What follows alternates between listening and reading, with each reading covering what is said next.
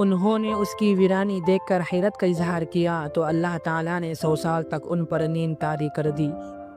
یہ واقعہ ہے حضرت عزیر علیہ السلام کے بارے میں، جو کہ بنی اسرائیل کے نبی اور حضرت ہارون علیہ السلام کی نسل سے ہیں۔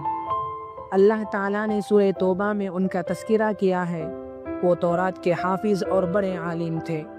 جب بخت نصر بادشاہ نے بنی اسرائیل کو شکست دے کر فلسطین اور بیت المقدس بالکل تباہ کر دیا اور ان کو غلام بنا کر بابل لے گیا اور تورات کے تمام نسخوں کو جلا کر راکھ کر دیا، اور وہ تورات جیسی عظیم آسمانی کتاب سے محروم ہو گئے، تو اللہ تعالیٰ نے حضرت عزیر علیہ السلام کو دوبارہ بیت المقدس آباد کرنے کا حکم دیا۔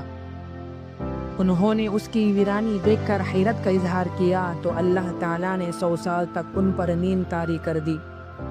جب 100 سال سونے کے بعد بیدار ہو کر دیکھا کہ بیت المقدس آباد ہو چکا ہے، تو حضرت عزیر علیہ السلام نے پوری تورات سنائی اور اسے آخر تک لکھایا۔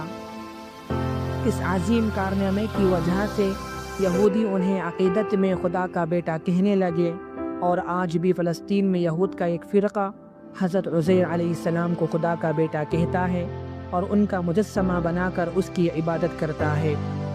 قرآن پاک میں اللہ تعالیٰ نے ان کے اس غلط عقیدے کی اصلاح فرمائی کہ وہ اللہ کے بندے اور اس کے سچے رسول ہیں۔